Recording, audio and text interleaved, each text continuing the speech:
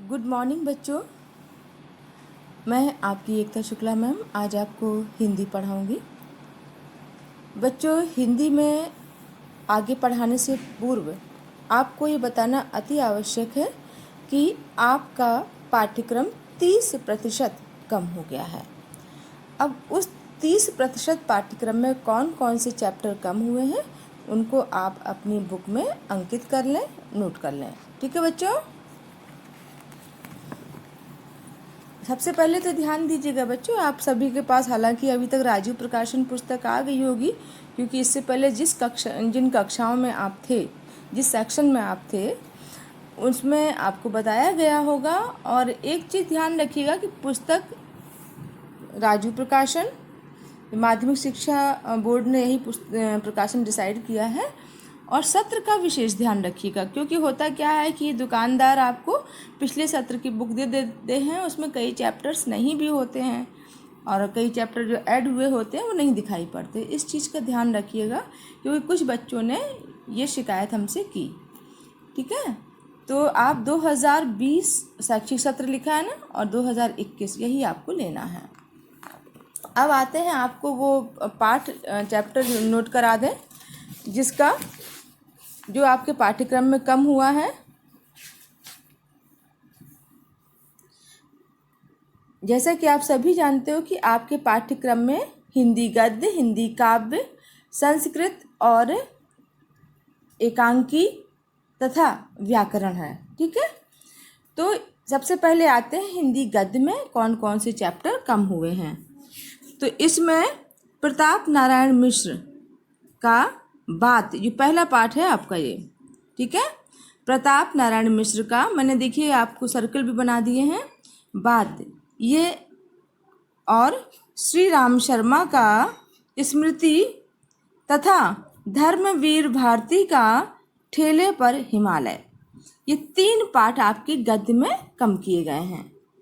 फिर आते हैं पद्य में, यानी हिंदी काव्य में। इसमें भारतेंदु हरिश्चंद्र का प्रेम माधुरी, सोहन लाल द्विवेदी का उन्हें प्रणाम, नागार्जुन का बादल को घिरते देखा है, केदारनाथ अग्रवाल का अच्छा होता और सितार संगीत की रात, और 5वां शिव मंगल सिंह सुमन का युग वाणी। तो हिंदी काव्य में आपके 13 में से 5 अध्याय कम हुए हैं। तो कितने बचे बच्चों? 8। ठीक, ऐसे ही इसमें 3 कम हुए, तो आपके गद्य में 6 अध्याय आपको वही पढ़ना है, और इसमें 13 में से 8 अध्याय आपको पढ़ना है।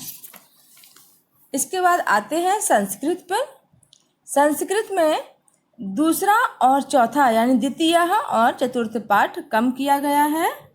सदाचार और सिद्धि मंत्र, ये 2 पाठ कम किए गए हैं।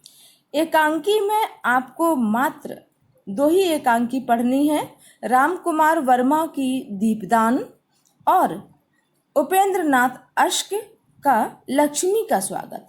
ठीक, बाकी आपकी 5 थी, उसमें 3 हटा दी गई हैं। नए मेहमान, व्यवहार और सीमा रेखा, ये तीनों एकांकी हटा दी गई हैं। ग्रामर में बहुत परिवर्तन नहीं किया गया है, लेकिन संधि में दीर्घ संधि को हटाया गया है। शब्द रूप में भानु और अस्मद, ये 2 शब्द रूप काटे गए हैं, और समास में तत्पुरुष समास हटाया गया है। ठीक है बच्चों, तो ये आपका नया वर्तमान में जो निर्धारित पाठ्यक्रम है वो मैंने आपको बताया कि इन 30% हटाने के बाद जो आपके समक्ष बचा।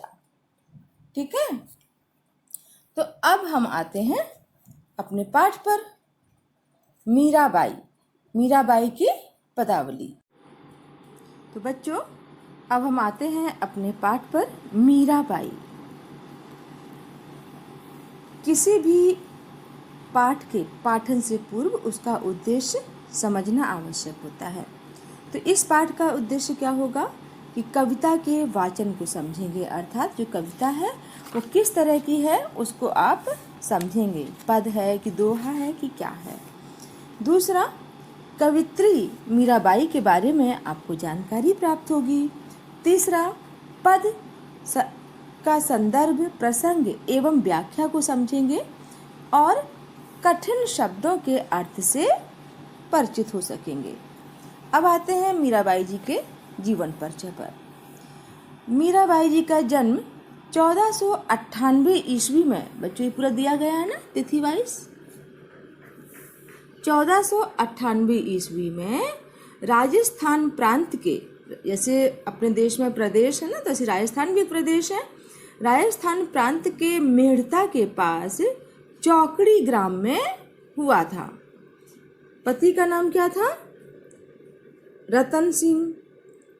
माँ का नाम था कुसुम कुंवर और पिता का नाम रतन सिंह था, पति का नाम भोजराज। इनका विवाह 1516 ईस्वी में उदयपुर के राणा सांगागे अर्थात राजघराने में उनके पुत्र भोजराज के साथ हुआ था। क्योंकि शादी के बाद मीराबाई बहुत समय तक उनके साथ रह नहीं पाई और वो ख़त्म भी हो गए, उनकी मृत्यु भी हो गई, क्योंकि मीराबाई का पारिवारिक या उस तरह के वैवाहिक जीवन में कोई रुचि नहीं थी। वो सिर्फ भगवान की भक्ति में, कृष्ण भगवान की भक्ति में सुबह शाम दिन रात 24 घंटे लगी रहती थी, उन्हीं की उपासना में लगी रहती थी। इन्होंने जो भाषा प्रयोग की है वह है ब्रज भाषा और कुछ और कई भाषाओं का इसमें वर्णन है। जैसे जैसे आपको मिलेंगी मैं आपको बताऊंगी। मृत्यु 1516 ईस्वी में द्वारिका में हुई। ठीक है, तो ये तो इनका परिचय हो गया, आपको जीवन परिचय नोट भी करना है इनका। ठीक है, अब आते हैं मीराबाई जी की रचनाओं पर। उनकी प्रमुख रचनाओं में बच्चों ये लिखी हुई हैं सारी रचनाएं। नरसिंह जी का मायरा, राग गोविंद, गीत गोविंद की टीका, राग सोठा, ये है ना 1 2 3 4 आपके चारों रचनाएं दी गई हैं। देखो राग सोठा और राग बिहाग तथा फुटकर कब। लेकिन जो इनकी प्रसिद्धि का आधार था वह था मीराबाई की पदावली अर्थात मीरा पदावली। ठीक है बच्चों, अब हम आते हैं इनके कविताओं की विशेषताओं पर, भावगत विशेषताएं जिसे बोलते हैं। तो इनके काव्य का जो वर्ण विषय अर्थात जिसके इनके काव्य में जो आपको प्रमुख रूप से अध्ययन का मिलेगा वो आपका क्या था? एकमात्र भगवान श्री कृष्ण का से मधुर प्रेम। इनका कोई भी रचना, कोई भी कविता आप देखेंगे तो भगवान श्री कृष्ण की भक्ति एवं प्रेम मिलेगा आपको।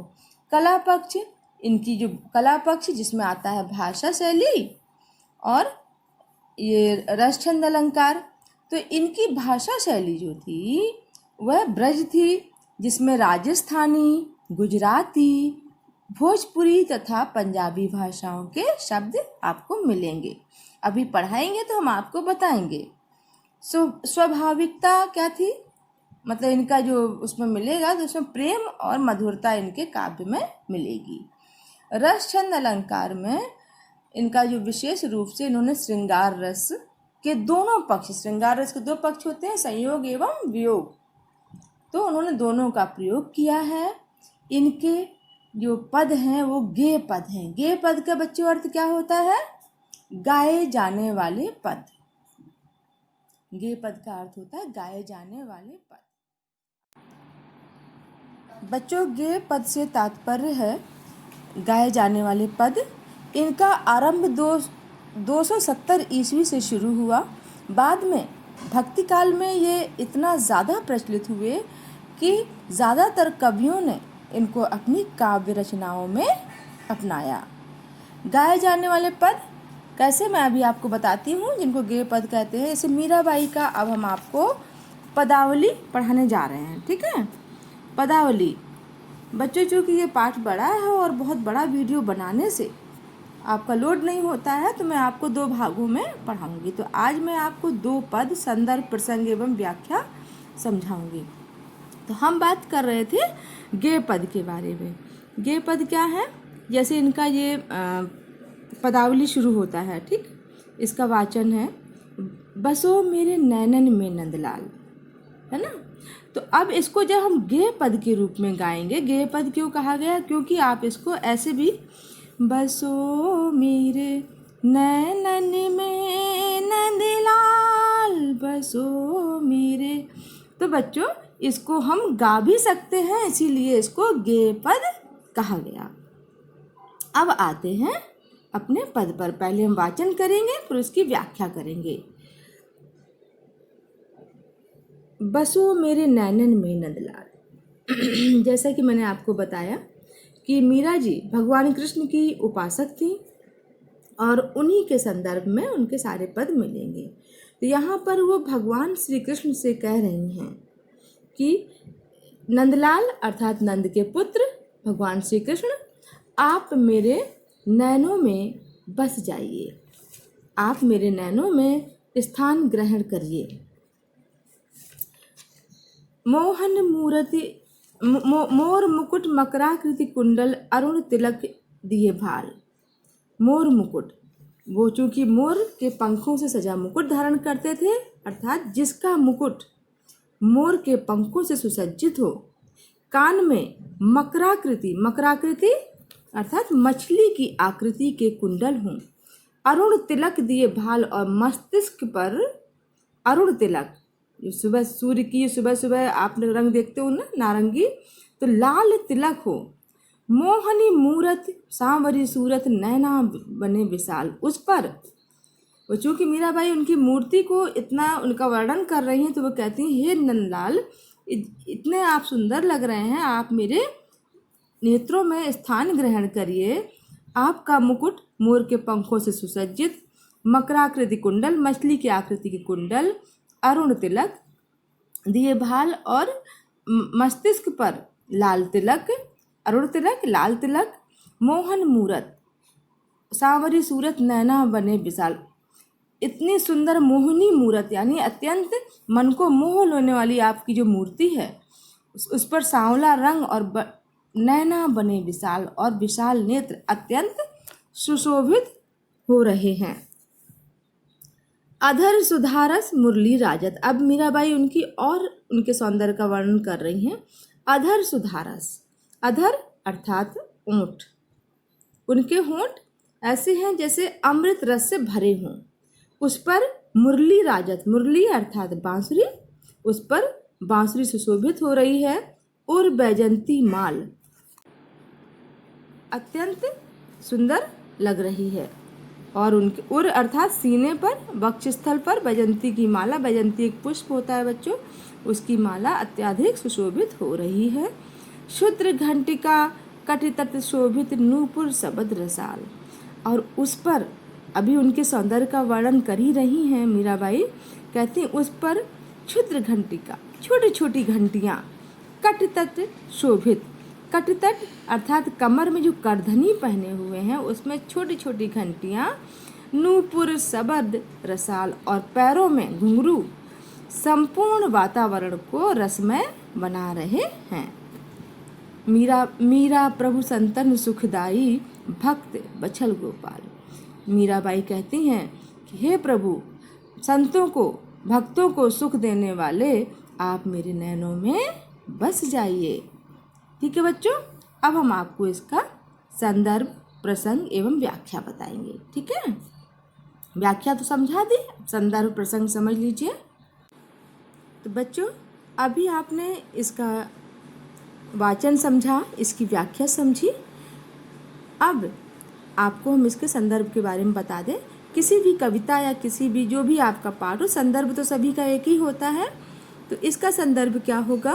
प्रस्तुत पद्य हमारी पाठ्य पुस्तक हिंदी काव्य में संकलित श्री कृष्ण भगवान की अनन्य उपासिका मीराबाई के काव्य ग्रंथ मीरा सुधा सिंधु के अंतर्गत पदावली शीर्षक से अवतरित है। अब आते हैं प्रसंग पर कि इस पद में मीराबाई ने क्या कहा है। प्रसंग का अर्थ क्या होता है बच्चों, के बारे में। प्रसंग का अर्थ होता है के बारे में, जो चीज़ आप पढ़ते हैं उसके बारे में क्या लिखा गया है शॉर्ट में। तो इसका प्रसंग क्या है कि इस पद में मीराबाई भगवान श्री कृष्ण को उनकी मोहिनी मूरत को अपने नेत्रों में बसाना चाहती हैं। ये तो इसका हो गया संदर्भ प्रसंग। अब आते हैं काव्यगत सौंदर्य पर। काव्यगत सौंदर्य भाषा ब्रज है इनकी, जैसा कि पहले भी बताया था। छंद संगीतात्मक गेय पद, गेय पद की मैंने परिभाषा समझाई आपको।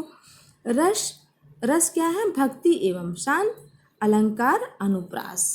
अलंकार बच्चों जैसे ये आपने देखा ना, ये है मोहनी मूरत, सांवरी सूरत, ये क्या है?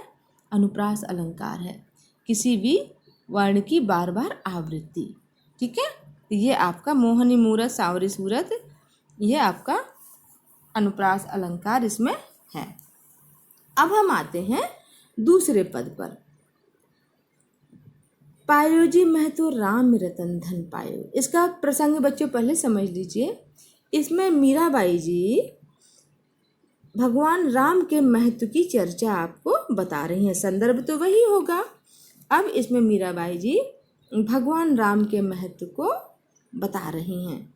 वो कहती हैं कि मैंने तो राम नाम, भगवान राम के नाम का महत्व बता रही हैं। वो कहती हैं मैंने तो राम नाम रूपी धन प्राप्त कर लिया है। मैंने राम नाम रूपी संपदा प्राप्त कर ली है। वस्तु अमोलक दी मेरे सतगुरु, कृपा कर अपनायो। मेरे सतगुरु ने, मेरे गुरु ने मुझ पर दया करके, अनुकंपा करके मुझे यह अनमोल वस्तु, जिसका कोई भी मूल्य नहीं है, अमूलक अर्थात कोई भी मूल्य नहीं है, मुझे दी है। जन्म जन्म की पूंजी पाई, जग में सभी को आयो। जन्म जन्म बच्चों यहाँ पे अनुप्रास अलंकार है, जा की 2 बार आवृत्ति है। तो वो कहती हैं कि जो लोग जन्मों जन्मों में प्राप्त करते हैं, मैंने जग में अपना सब कुछ खोकर, क्योंकि वो एक महिला थी, उन्होंने घर परिवार, जो एक राजवंश में ब्याही थी, लेकिन घर परिवार छोड़कर वो साधु संतों के साथ रहती थी, नाचती थी, तो एक स्त्री सुलभ जो आशाएं थी समाज में, वो उन्होंने तोड़ी थी लोगों की नज़र में। तो कहते हैं कि मैंने सब कुछ खोकर तब यह भगवान राम रूपी महत्व को समझा है, और जन्म जन्म से ये पूंजी मैंने प्राप्त की है। जिसको खर्चे नहीं कोई चोर न लेवे, जिसको ना कोई खर्च कर सकता है और ना ही चोर ले सकता है। दिन दिन बढ़त सवायो, और जितना इसमें आप डूबते जाइए, भक्ति, भगवान राम की भक्ति में जितना डूबते जाइए, यह बढ़ती है। सद की नाव खेवटिया सतगुरु, भव सागर तरायो। वो कहते हैं कि मैं तो सत्य की नाव पर बैठी हूँ, जिसके खेवनहार, खेवटिया अर्थात खेवनहार स्वयं मेरे ईश्वर सतगुरु हैं। भव सागर तरायो, मैंने संसार रूपी सागर पार कर लिया है। मीरा के प्रभु गिरधर नागर, हरख हरख जस गायो। मीरा के प्रभु श्री गिरधर नागर श्री कृष्ण भगवान, जिनको वो प्राप्त करके और प्रसन्न मन से उनका गुणगान कर रही हैं। ठीक है बच्चों, तो इन 2 पदों का ये अर्थ है। अब गृह कार्य समझ लीजिए कि इस भाग में मैं पदावली 2 भागों में पढ़ाऊंगी। तो इस भाग में आपको मीरा का जीवन परिचय, उनकी काव्यगत विशेषताएं लिखनी है। दूसरा, इन दोनों पदों की संदर्भ प्रसंग एवं व्याख्या लिखनी है।